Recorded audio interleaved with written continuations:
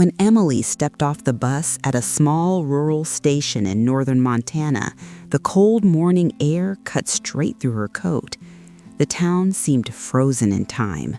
One main road, a few old wooden buildings, and long stretches of land disappearing into the horizon.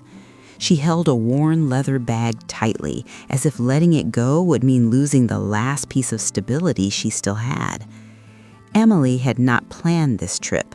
It came after a phone call that changed everything. Her older brother, Daniel, had passed away suddenly.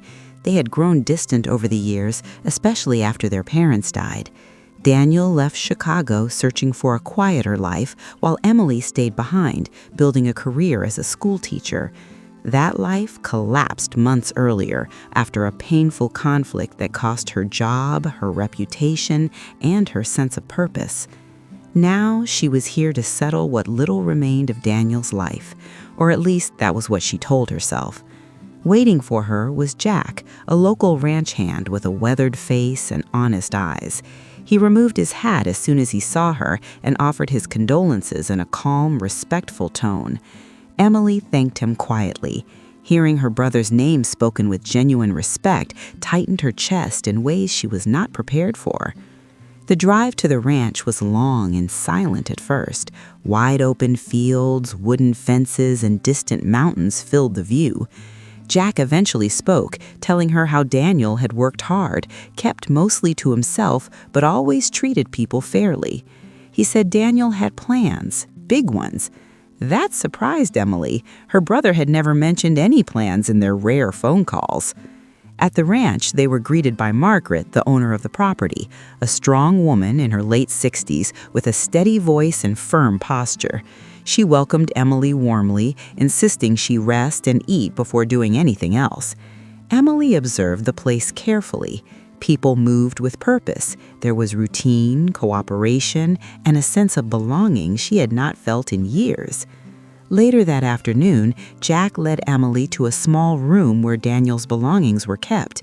His clothes, worn boots, notebooks filled with handwriting she instantly recognized. Then there was a locked metal box. Inside, she found personal letters, family photos, and a folded legal document that made her breath stop. It was a deed to a piece of land nearby, an area locals called Cedar Creek Valley. Emily sat down slowly, trying to understand why Daniel had never told her about this. Jack explained that Daniel believed that land represented a fresh start, a place where he could build something honest and lasting. But he also mentioned that some influential people in the area had shown interest in that land, men who were not used to hearing the word no. As Emily held the document, a strange mix of fear and responsibility settled in her chest. She realized this trip was no longer about closure. Whatever Daniel had started, whatever he had tried to protect, was now in her hands. And without knowing it, she had just stepped into a conflict that would challenge everything she believed about herself, about loss, and about courage. Emily stayed at the ranch longer than she had planned. What was meant to be a brief visit slowly turned into days filled with quiet routines and unfamiliar comfort. Each morning began with the sound of boots on wooden floors and the distant calls of workers heading out to the fields. Margaret showed Emily the basics of ranch life and shared stories about Daniel, always with a mix of pride and sadness. Jack became her closest companion during those days. He walked with her across the property, explaining where Daniel had worked, where he used to sit at the end of the day, and where he talked about the future. When they reached the edge of Cedar Creek Valley, Emily felt an unexpected pull. The land was wide and peaceful, with a narrow stream cutting through it. She understood why her brother had believed in that place. It did not take long for trouble to appear. A local businessman named Robert Collins began asking questions about Emily's presence. At first, his messages were polite, almost friendly. He offered to buy the land, saying it would save her trouble and responsibility. Emily, still overwhelmed, asked for time, but the tone of the offers changed quickly. The politeness faded, replaced by pressure. People in town grew distant when the valley was mentioned. Some warned Emily quietly that Collins had influence and connections. Others advised her to take the money and leave. Jack tried to reassure her, but he did not hide the truth. Collins was not a man accustomed to losing. One afternoon, Emily decided to visit Cedar Creek Valley alone. She walked slowly, touching the tall grass, listening to the water flow. Standing there, she felt closer to Daniel than she had in years. That land was not just an investment, it was his hope for dignity and independence. When she returned to the ranch, Collins was waiting. His smile was controlled, his words carefully chosen. He told her Daniel had made a mistake buying that land and suggested that keeping it would only bring problems. Emily felt her hand shake but stood her ground. She told him the land was not for sale. That night, doubt settled heavily on her. She questioned her strength, her place there, and whether she was risking too much for something she barely understood. Leaving would be easier, selling would end the tension, but each time she considered it, she remembered Daniel's quiet determination. The next morning, Araya arrived with troubling news. Wooden stakes had been placed along part of the valley, as if the land were already being claimed. The message was clear. This was no longer a private decision. The conflict had begun, and Emily knew that whatever choice she made next would change everything. Night fell heavy over the ranch. Emily sat awake, staring through the window, replaying the image of wooden stakes cutting across Cedar Creek Valley. They were not just markers, they were a warning. Robert Collins was moving forward as if the land already belonged to him. At sunrise, Jack returned with concern written all over his face. He said trucks had been seen near the creek late the night before. Tire tracks, broken brush, signs that someone had entered the land without permission. Emily felt fear settle deep in her chest.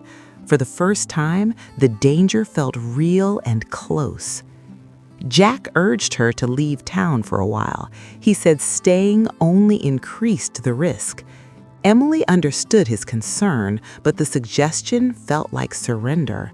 Still, doubt crept in.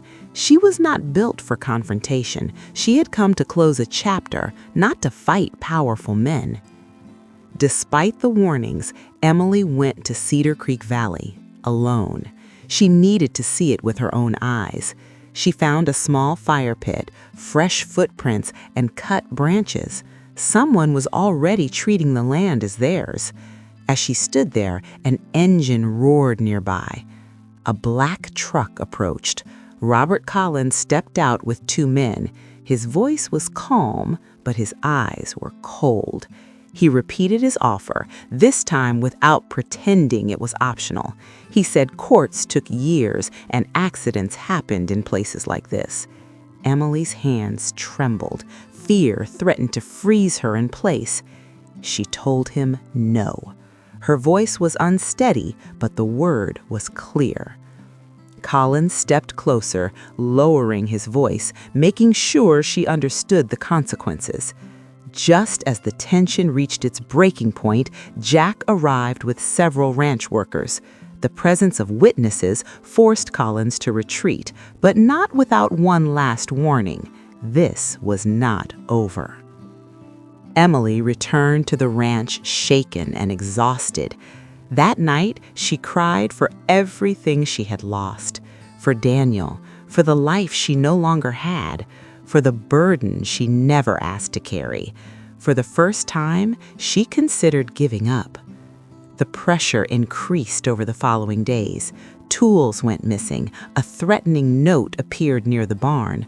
Margaret tried to keep everyone calm, but fear spread quietly. Jack barely slept. Emily began to believe her presence was putting others at risk. One evening, she told Jack she planned to leave. She said the land was not worth hurting people who had shown her nothing but kindness. Jack listened, his expression heavy.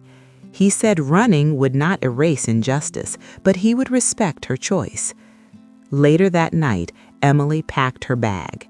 As she zipped it shut, raised voices echoed outside. A shout broke the silence. Something serious was happening. Emily froze, her heart pounding, realizing she had reached the lowest point of the journey just before everything was about to change. Emily dropped her bag and rushed outside. In the open yard, Jack stood face to face with Robert Collins and two other men. Voices were raised, tension thick in the cold night air. Collins demanded that Emily sign over Cedar Creek Valley immediately. He claimed the land would be taken one way or another. Before Emily could respond, Margaret arrived with several townspeople. Among them was Henry Walker, an elderly man widely respected in the area. Margaret carried a folder filled with old papers she had discovered earlier that day while cleaning a storage room at the ranch. Inside the folder was a handwritten letter from Daniel. In it, he described the pressure Collins had placed on him to sell the land. He wrote about threats, intimidation, and his fear that something might happen if he refused. The letter also mentioned witnesses and dates. Henry confirmed the story. He had been present during one of those meetings and had long suspected Collins was acting illegally. With so many people listening, Collins lost his confidence. He tried to dismiss the documents, but the weight of truth and community support stood against him. In the following days, the matter reached local authorities. The process was slow but firm. Collins withdrew, knowing further exposure would damage him far beyond that land. Cedar Creek Valley was officially recognized as Emily's rightful property. With the conflict resolved, Emily faced a final choice. She could return to Chicago and try to rebuild a life that no longer felt like her own, or she could stay and honor what Daniel had started. One quiet morning, she walked alone to the creek. The water moved gently, steady, and patient. She understood then that Daniel had not come here to escape. He had come to build something honest, and now that purpose lived on in her. Emily chose to stay, not out of defiance, but out of clarity. She learned the rhythms of the land, shared daily life with Margaret and the others, and began teaching local children in the afternoons. She realized she was still a teacher, no matter where she stood. Jack remained by her side, offering support without promises, respect without pressure. Together, they began building a small home in Cedar Creek Valley.